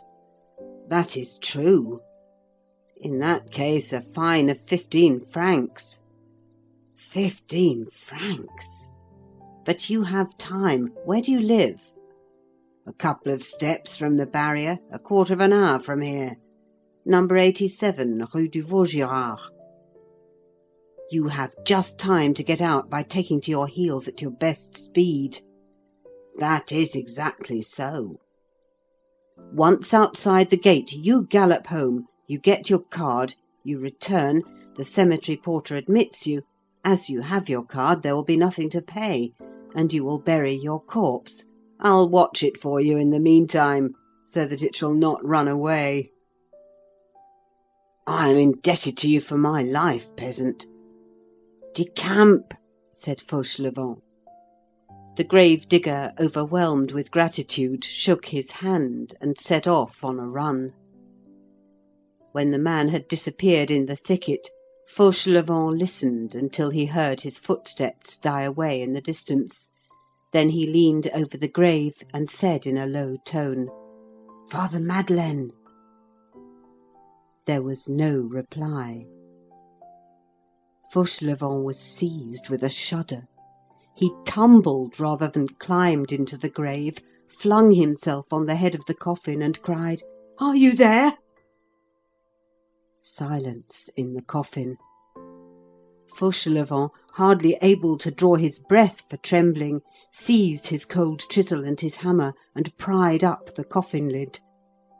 Jean Valjean's face appeared in the twilight. It was pale, and his eyes were closed. Fauchelevent's hair rose upright on his head. He sprang to his feet, then fell back against the side of the grave, ready to swoon on the coffin. He stared at Jean Valjean. Jean Valjean lay there, pallid and motionless. Fauchelevent murmured in a voice as faint as a sigh, "He is dead." And drawing himself up, and folding his arms with such violence that his clenched fists came in contact with his shoulders, he cried, "And this is the way I save his life!" Then the poor man fell to sobbing. He soliloquized the while, for it is an error to suppose that the soliloquy is unnatural. Powerful emotion often talks aloud. "It is Father Mestienne's fault. Why did that fool die? What need was there for him to give up the ghost at the very moment when no one was expecting it? It is he who has killed Monsieur Madeleine. Father Madeleine, he is in the coffin. It is quite handy. All is over. Now, is there any sense in these things? Ah, my God, he is dead. Well, and his little girl, what am I to do with her? What will the fruit seller say? The idea of its being possible for a man like that to die like this! When I think how he put himself under that cart, Father Madeleine, Pardine, he was suffocated. I said so. He wouldn't believe me. Well, here's a pretty trick to play. He is dead, that good man, the very best man out of all the good God's good folks. And his little girl. Ah, in the first place, I won't go back there myself. I shall stay here, after having done such a thing as that. What's the use of being two old men if we are two old fools? But in the first place, how did he manage to enter the convent? That was the beginning of it all. One should not do such things. Father Madeleine, Father Madeleine, Father Madeleine, Madeleine, Monsieur Madeleine, Monsieur le Maire. He does not hear me. Now get out of this scrape if you can. And he tore his hair. A grating sound became audible through the trees in the distance. It was the cemetery gate closing. Fauchelevent bent over Jean Valjean. and all at once he bounded back and recoiled so far as the limits of a grave permit. Jean Valjean's eyes were open and gazing at him. To see a corpse is alarming. To behold a resurrection is almost as much so. Fauchelevent became like stone, pale, haggard, overwhelmed by all these excesses of emotion, not knowing whether he had to do with a living man or a dead one, and staring at Jean Valjean, who was gazing at him. "I fell asleep," said Jean Valjean, and he raised himself to a sitting posture. Fauchelevent fell on his knees. "Just good Virgin, how you frightened me!" Then he sprang to his feet and cried, "Thanks, Father Madeleine." Jean Valjean had merely fainted. The fresh air had revived him. Joy is the ebb of terror. Fauchelevent found almost as much difficulty in recovering himself as Jean Valjean had. "So you are not dead! Oh, how wise you are! I called you so much that you came back. When I saw your eyes shut, I said, 'Good, there he is, stifled.' I should have gone raving mad, mad enough for a strait-jacket. They would have put me in Bicêtre. What do you suppose I should have done if you had been dead? And your little girl, there's that fruit-seller, she would never have understood it. The child is thrust into your arms, and then the grandfather is dead. What a story! Good saints of paradise, what a tale! Oh, you are alive, that's the best of it." "I am cold," said Jean Valjean. This remark recalled Fauchelevent thoroughly to reality, and there was pressing need of it. The souls of these two men were troubled even when they had recovered themselves, although they did not realize it, and there was about them something uncanny, which was the sinister bewilderment inspired by the place. "Let us get out of here quickly!" exclaimed Fauchelevent. He fumbled in his pocket and pulled out a gourd with which he had provided himself. "But first take a drop," said he. The flask finished what the fresh air had begun. Jean Valjean swallowed a mouthful of brandy and regained full possession of his faculties. He got out of the coffin and helped Fauchelevent to nail on the lid again. 3 minutes later they were out of the grave. Moreover, Fauchelevent was perfectly composed. He took his time. The cemetery was closed. The arrival of the gravedigger Gribier was not to be apprehended. That conscript was at home, busily engaged in looking for his card, and at some difficulty in finding it in his lodgings, since it was in Fauchelevent's pocket. Without a card, he could not get back into the cemetery. Fauchelevent took the shovel and Jean Valjean the pickaxe, and together they buried the empty coffin. When the grave was full, Fauchelevent said to Jean Valjean, "Let us go. I will keep the shovel. Do you carry off the mattock." Night was falling. Jean Valjean experienced some difficulty in moving and in walking. He had stiffened himself in that coffin, and had become a little like a corpse. The rigidity of death had seized upon him between those 4 planks. He had, in a manner, to thaw out from the tomb. "You are benumbed," said Fauchelevent. "It is a pity that I have a game leg, for otherwise we might step out briskly." "Bah!"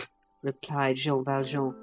4 paces will put life into my legs once more."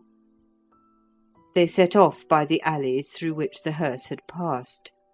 On arriving before the closed gate and the porter's pavilion, Fauchelevent, who held the gravedigger's card in his hand, dropped it into the box. The porter pulled the rope. The gate opened, and they went out. "How well everything is going!" said Fauchelevent. "What a capital idea that was of yours, Father Madeleine."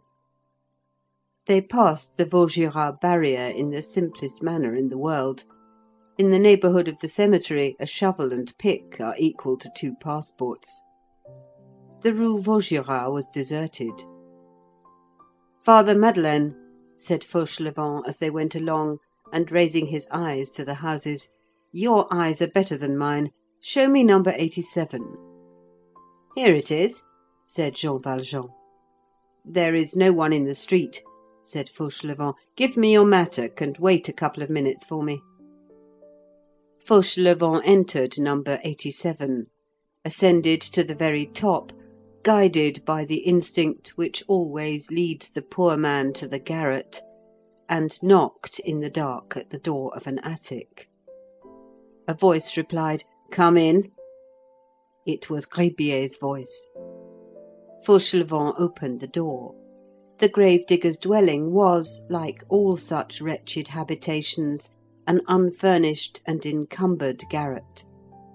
A packing-case, a coffin perhaps, took the place of a commode, a butter-pot served for a drinking fountain, a straw mattress served for a bed, the floor served instead of tables and chairs. In a corner, on a tattered fragment which had been a piece of an old carpet, a thin woman and a number of children were piled in a heap. The whole of this poverty-stricken interior bore traces of having been overturned. One would have said that there had been an earthquake, for one. The covers were displaced, the rags scattered about, the jug broken, the mother had been crying, the children had probably been beaten. Traces of a vigorous and ill-tempered search. It was plain that the grave-digger had made a desperate search for his card, and had made everybody in the garret, from the jug to his wife, responsible for its loss. He wore an air of desperation. But Fauchelevent was in too great a hurry to terminate this adventure to take any notice of this sad side of his success. He entered and said, "I have brought you back your shovel and pick." Gribier gazed at him in stupefaction. "Is it you, peasant?" "And tomorrow morning you will find your card with the porter of the cemetery." And he laid the shovel and mattock on the floor. "What is the meaning of this?" demanded Gribier. "The meaning of it is that you dropped your card out of your pocket, that I found it on the ground after you were gone, that I have buried the corpse, that I have filled the grave, that I have done your work, that the porter will return your card to you, and that you will not have to pay 15 francs. There you have it, conscript." "Thanks, villager!" exclaimed Gribier, radiant. "The next time I will pay for the drinks." End of Book 8, Chapter 7. Chapter 8 of Book 8 of Les Misérables, Volume 2, by Victor Hugo. Les Misérables, Volume 2, by Victor Hugo. Translated by Isabel Florence Hapgood. Book 8. Cemeteries take that which is committed them. Chapter 8. A Successful Interrogatory. An hour later, in the darkness of night, 2 men and a child presented themselves at number 62 Rue Petit-Picpus. The elder of the men lifted the knocker and rapped. They were Fauchelevent, Jean Valjean, and Cosette. The 2 old men had gone to fetch Cosette from the fruiterer's in the Rue du Chemin Vert, where Fauchelevent had deposited her on the preceding day. Cosette had passed these 24 hours trembling slightly and understanding nothing. She trembled to such a degree that she wept. She had neither eaten nor slept. The worthy fruit seller had plied her with 100 questions without obtaining any other reply than a melancholy and unvarying gaze. Cosette had betrayed nothing of what she had seen and heard during the last 2 days. She divined that they were passing through a crisis. She was deeply conscious that it was necessary to be good. Who has not experienced the sovereign power of those 2 words, pronounced with a certain accent in the ear of a terrified little being? Say nothing. Fear is mute. Moreover, no one guards a secret like a child. But when, at the expiration of these lugubrious 24 hours, she beheld Jean Valjean again, she gave vent to such a cry of joy that any thoughtful person who had chanced to hear that cry would have guessed that it issued from an abyss. Fauchelevent belonged to the convent and knew the passwords. All the doors opened. Thus was solved the double and alarming problem of how to get out and how to get in. The porter, who had received his instructions, opened the little servants' door which connected the courtyard with the garden, and which could still be seen from the street 20 years ago, in the wall at the bottom of the court which faced the carriage entrance. The porter admitted all three of them through this door, and from that point they reached the inner reserved parlour, where Fauchelevent, on the preceding day, had received his orders from the prioress. The prioress, rosary in hand, was waiting for them. A vocal mother, with her veil lowered, stood beside her. A discreet candle lighted, one might almost say, made a show of lighting the parlour. The prioress passed Jean Valjean in review. There is nothing which examines like a downcast eye. Then she questioned him. "You are the brother?" "Yes, Reverend Mother," replied Fauchelevent. "What is your name?" Fauchelevent replied, "Ultime Fauchelevent." He really had had a brother named Ultime, who was dead. "Where do you come from?" Fauchelevent replied, "From Picquigny, near Amiens."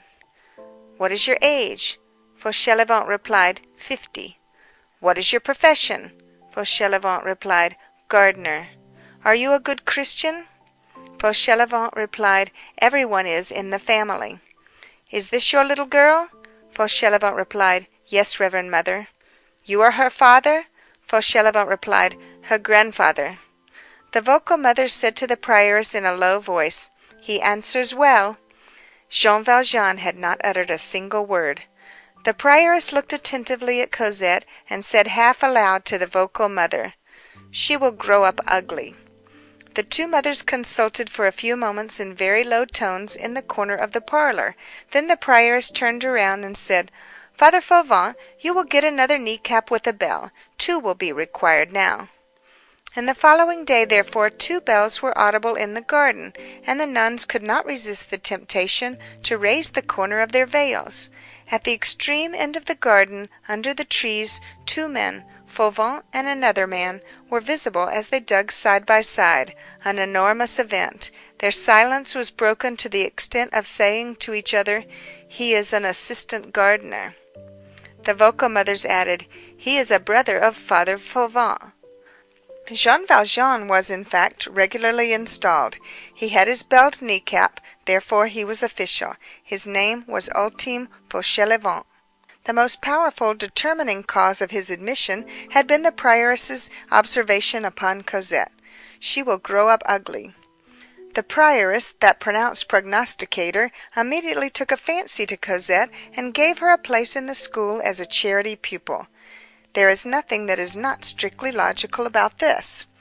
It is in vain that mirrors are banished from the convent. Women are conscious of their faces. Now, girls who are conscious of their beauty do not easily become nuns, the vocation being voluntary in inverse proportion to their good looks. More is to be hoped from the ugly than from the pretty. Hence a lively taste for plain girls. The whole of this adventure increased the importance of good old Fauchelevent. He won a triple success, in the eyes of Jean Valjean, whom he had saved and sheltered, in those of grave digger Gribier, who said to himself, "He spared me that fine," with the convent, which being enabled, thanks to him, to retain the coffin of Mother Crucifixion under the altar, eluded Cæsar and satisfied God. There was a coffin containing a body in the Petit Picpus, and a coffin without a body in the Vaugirard cemetery. Public order had no doubt been deeply disturbed thereby, but no one was aware of it. As for the convent, its gratitude to Fauchelevent was very great. Fauchelevent became the best of servitors and the most precious of gardeners. Upon the occasion of the archbishop's next visit, the prioress recounted the affair to his grace, making something of a confession at the same time, and yet boasting of her deed. On leaving the convent, the archbishop mentioned it with approval, and in a whisper to Monsieur de Latil, Monsieur's confessor, afterwards Archbishop of Rheims and Cardinal. This admiration for Fauchelevent became widespread, for it made its way to Rome. We have seen a note addressed by the then reigning Pope Leo XII to one of his relatives, a Monsignor in the Nuncio's establishment in Paris, and bearing, like himself, the name of Della Ginga. It contained these lines: "It appears that there is, in a convent in Paris, an excellent gardener, who is also a holy man, named Fauvent." Nothing of this triumph reached Fauchelevent in his hut. He went on grafting, weeding, and covering up his melon beds, without in the least suspecting his excellences and his sanctity. Neither did he suspect his glory, any more than a Durham or Surrey bull, whose portrait is published in the London Illustrated News, with this inscription: "Bull which carried off the prize at the cattle show." End of Book 8, Chapter 8. Chapter 9 of Book 8 of Les Misérables, Volume 2, by Victor Hugo. Les Misérables, Volume 2, by Victor Hugo. Translated by Isabel Florence Hapgood. Book 8. Cemeteries take that which is committed them. Chapter 9. Cloistered. Cosette continued to hold her tongue in the convent. It was quite natural that Cosette should think herself Jean Valjean's daughter. Moreover, as she knew nothing, she could say nothing, and then she would not have said anything in any case. As we have just observed, nothing trains children to silence like unhappiness. Cosette had suffered so much that she feared everything, even to speak or to breathe. A single word had so often brought down an avalanche upon her. She had hardly begun to regain her confidence since she had been with Jean Valjean. She speedily became accustomed to the convent. Only she regretted Catherine, but she dared not say so. Once, however, she did say to Jean Valjean, "Father, if I had known, I would have brought her away with me." Cosette had been obliged, on becoming a scholar in the convent, to don the garb of the pupils of the house. Jean Valjean succeeded in getting them to restore to him the garments which she laid aside. This was the same mourning suit which he had made her put on when she had quitted the Thénardiers' inn. It was not very threadbare even now. Jean Valjean locked up these garments, plus the stockings and the shoes, with a quantity of camphor and all the aromatics in which convents abound, in a little valise which he found means of procuring. He set this valise on a chair near his bed, and he always carried the key about his person. "Father," Cosette asked him one day, "what is there in that box which smells so good?" Father Fauchelevent received other recompense for his good action, in addition to the glory which we just mentioned, and of which he knew nothing. In the first place, it made him happy. Next, he had much less work, since it was shared. Lastly, as he was very fond of snuff, he found the presence of Monsieur Madeleine an advantage, in that he used 3 times as much as he had done previously, and that in an infinitely more luxurious manner, seeing that Monsieur Madeleine paid for it. The nuns did not adopt the name of Ultime. They called Jean Valjean the other Fauvent.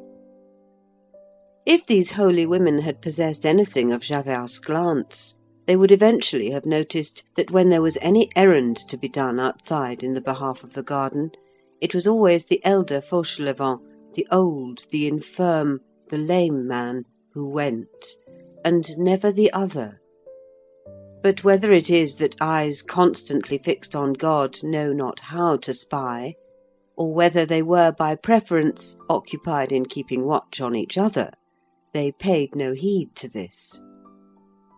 Moreover, it was well for Jean Valjean that he kept close and did not stir out. Javert watched the quarter for more than a month. This convent was for Jean Valjean like an island surrounded by gulfs. Henceforth, those 4 walls constituted his world. He saw enough of the sky there to enable him to preserve his serenity, and Cosette enough to remain happy. A very sweet life began for him. He inhabited the old hut at the end of the garden, in company with Fauchelevent. This hovel, built of old rubbish, which was still in existence in 1845, was composed, as the reader already knows, of 3 chambers, all of which were utterly bare and had nothing beyond the walls.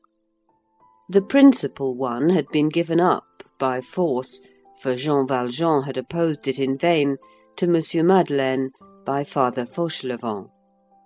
The walls of this chamber had for ornament, in addition to the 2 nails whereon to hang the kneecap and the basket, a royalist bank-note of 93, applied to the wall over the chimney-piece, and of which the following is an exact facsimile. Armée calbolique et royale, de par le roi, bon commerçable de 10 livres, pour objet fourni à l'armée, remboursable à la paix. Série 3, numéro 10390. Stofflet. This specimen of Vendean paper money had been nailed to the wall by the preceding gardener, an old Chouan, who had died in the convent, and whose place Fauchelevent had taken. Jean Valjean worked in the garden every day, and made himself very useful. He had formerly been a pruner of trees, and he gladly found himself a gardener once more. It will be remembered that he knew all sorts of secrets and receipts for agriculture. He turned these to advantage.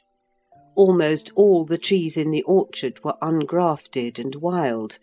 He budded them and made them produce excellent fruit. Cosette had permission to pass an hour with him every day. As the sisters were melancholy and he was kind, the child made comparisons and adored him. At the appointed hour she flew to the hut. When she entered the lowly cabin, she filled it with paradise. Jean Valjean blossomed out, and felt his happiness increase with the happiness which he afforded Cosette. The joy which we inspire has this charming property, that far from growing meagre, like all reflections, it returns to us more radiant than ever. At recreation hours Jean Valjean watched her running and playing in the distance, and he distinguished her laugh from that of the rest. For Cosette laughed now. Cosette's face had even undergone a change to a certain extent. The gloom had disappeared from it. A smile is the same as sunshine. It banishes winter from the human countenance. Recreation over, when Cosette went into the house again, Jean Valjean gazed at the windows of her classroom, and at night he rose to look at the windows of her dormitory.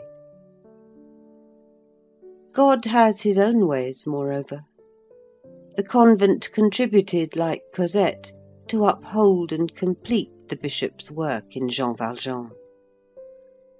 It is certain that virtue adjoins pride on one side. A bridge built by the devil exists there. Jean Valjean had been, unconsciously perhaps, tolerably near that side and that bridge, when Providence cast his lot in the convent of the Petit Picpus. So long as he had compared himself only to the bishop, he had regarded himself as unworthy, and had remained humble. But for some time past he had been comparing himself to men in general, and pride was beginning to spring up. Who knows? He might have ended by returning very gradually to hatred. The convent stopped him on that downward path.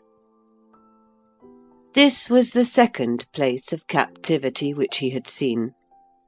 In his youth, in what had been for him the beginning of his life, and later on, quite recently again, he had beheld another, a frightful place, a terrible place, whose severities had always appeared to him the iniquity of justice and the crime of the law.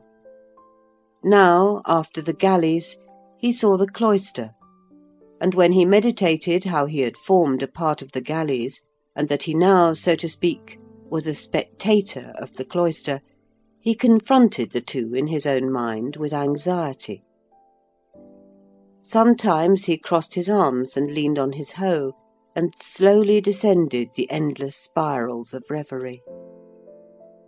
He recalled his former companions, how wretched they were.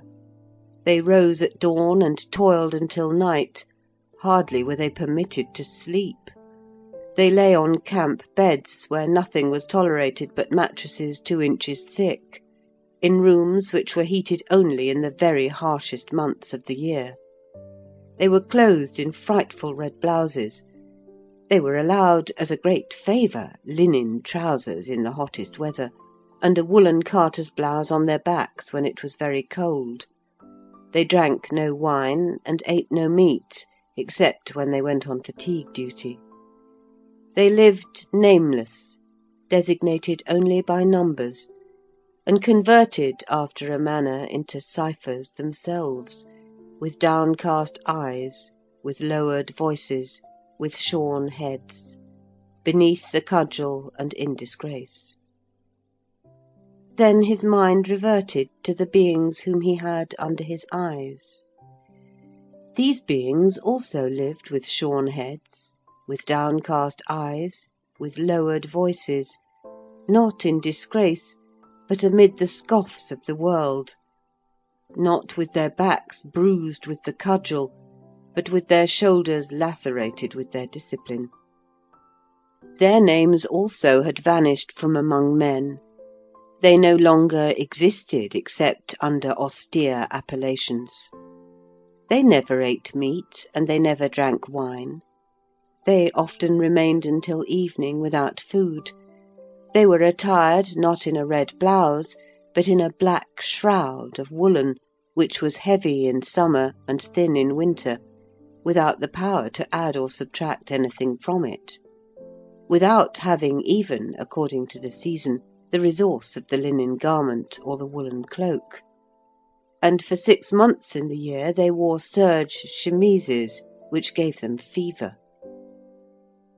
They dwelt not in rooms warmed only during rigorous cold, but in cells where no fire was ever lighted.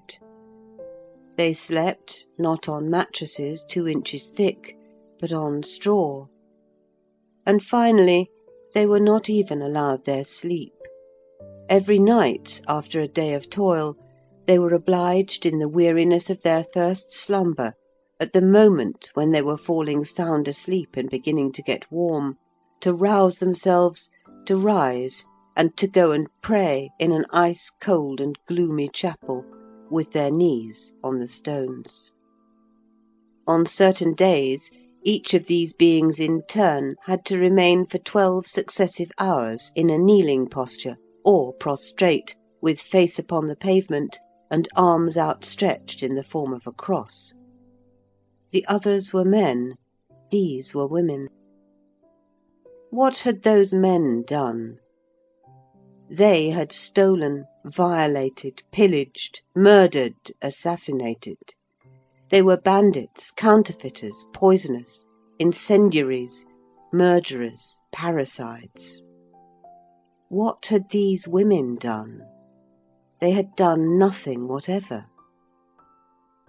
On the one hand, highway robbery, fraud, deceit, violence, sensuality, homicide, all sorts of sacrilege, every variety of crime. On the other, one thing only, innocence. Perfect innocence, almost caught up into heaven in a mysterious assumption, attached to the earth by virtue, already possessing something of heaven through holiness. On the one hand, confidences over crimes, which are exchanged in whispers. On the other, the confession of faults made aloud. And what crimes! And what faults! On the one hand, miasms. On the other, an ineffable perfume.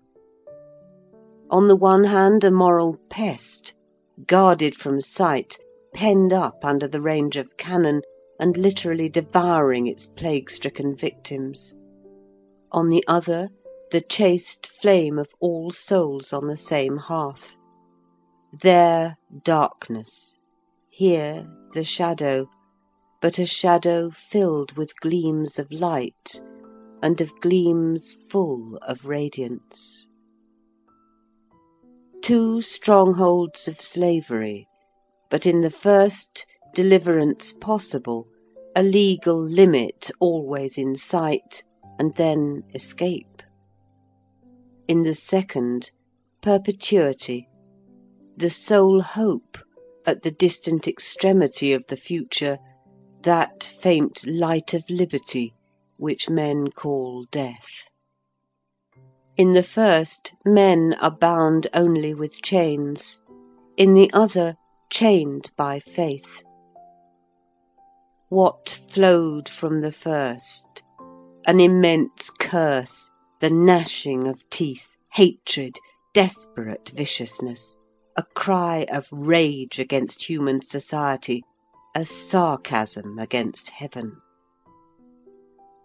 What results flowed from the second? Blessings and love. And in these two places, so similar yet so unlike, these two species of beings, who were so very unlike, were undergoing the same work, expiation. Jean Valjean understood thoroughly the expiation of the former, that personal expiation, the expiation for one's self. But he did not understand that of these last, that of creatures without reproach and without stain, and he trembled as he asked himself, the expiation of what? What expiation? A voice within his conscience replied, the most divine of human generosities, the expiation for others. Here all personal theory is withheld. We are only the narrator. We place ourselves at Jean Valjean's point of view, and we translate his impressions. Before his eyes he had the sublime summit of abnegation, the highest possible pitch of virtue, the innocence which pardons men their faults, and which expiates in their stead. Servitude submitted to, torture accepted, punishment claimed by souls which have not sinned, for the sake of sparing it to souls which have fallen. The love of humanity swallowed up in the love of God, but even there preserving its distinct and mediatorial character. Sweet and feeble beings, possessing the misery of those who are punished, and the smile of those who are recompensed. And he remembered that he had dared to murmur. Often, in the middle of the night, he rose to listen to the grateful song of those innocent creatures, weighed down with severities, and the blood ran cold in his veins at the thought that those who were justly chastised raised their voices heavenward only in blasphemy, and that he, wretch that he was, had shaken his fist at God. There was one striking thing which caused him to meditate deeply, like a warning whisper from Providence itself. The scaling of that wall, the passing of those barriers, the adventure accepted even at the risk of death, the painful and difficult ascent, all those efforts even, which he had made to escape from that other place of expiation, he had made in order to gain entrance into this one. Was this a symbol of his destiny? This house was a prison likewise, and bore a melancholy resemblance to that other one whence he had fled. And yet he had never conceived an idea of anything similar. Again he beheld gratings, bolts, iron bars. To guard whom? angels. These lofty walls which he had seen around tigers, he now beheld once more around lambs. This was a place of expiation and not of punishment, and yet it was still more austere, more gloomy, and more pitiless than the other. These virgins were even more heavily burdened than the convicts. A cold, harsh wind, that wind which had chilled his youth, traversed the barred and padlocked grating of the vultures. A still harsher and more biting breeze blew in the cage of these doves. Why? When he thought on these things, all that was within him was lost in amazement before this mystery of sublimity. In these meditations his pride vanished. He scrutinized his own heart in all manner of ways. He felt his pettiness, and many a time he wept. All that had entered into his life for the last 6 months had led him back towards the bishop's holy injunctions: Cosette through love, the convent through humility. Sometimes at eventide, in the twilight, at an hour when the garden was deserted, he could be seen on his knees in the middle of the walk which skirted the chapel, in front of the window through which he had gazed on the night of his arrival, and turned towards the spot where, as he knew, the sister was making reparation, prostrated in prayer. Thus he prayed as he knelt before the sister. It seemed as though he dared not kneel directly before God. Everything that surrounded him, that peaceful garden, those fragrant flowers, those children who uttered joyous cries, those grave and simple women, that silent cloister, slowly permeated him, and little by little his soul became compounded of silence like the cloister, of perfume like the flowers, of simplicity like the women, of joy like the children. And then he reflected that these had been 2 houses of God which had received him in succession at 2 critical moments in his life. The first when all doors were closed, and when human society rejected him.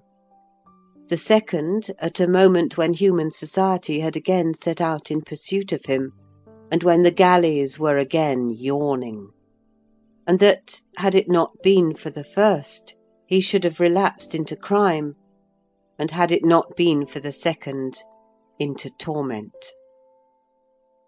His whole heart melted in gratitude, and he loved more and more. Many years passed in this manner.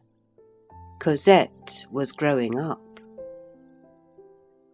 End of Book 8, Chapter 9, and end of Book 8.